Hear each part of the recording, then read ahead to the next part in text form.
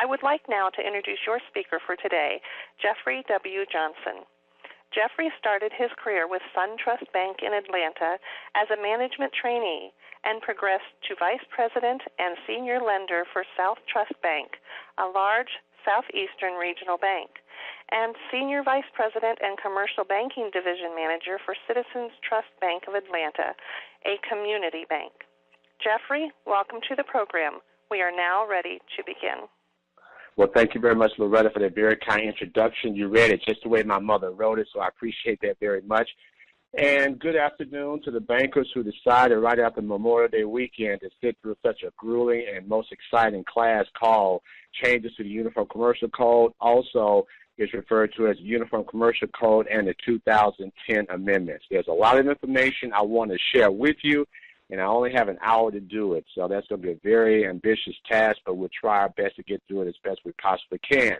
Now, the table of contents, I have an introductory and a history of UCC Article 9.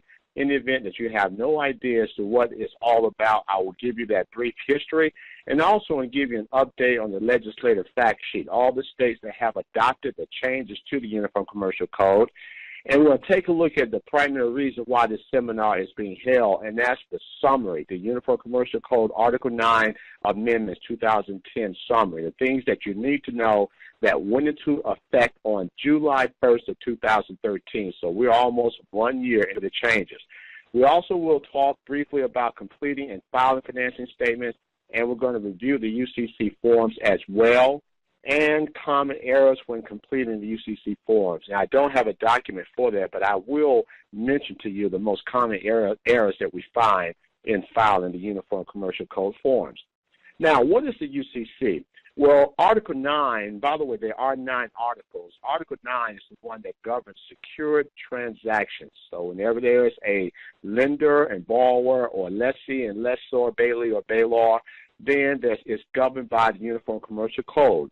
Well, Article 9 of the Uniform Commercial Code is a set of rules that govern secured transactions by taking most kinds of collateral for loans.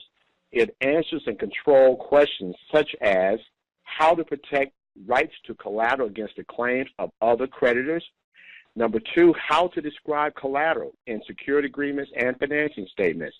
Also, where to file financing statements and what rights concerning collateral a lender has after a default.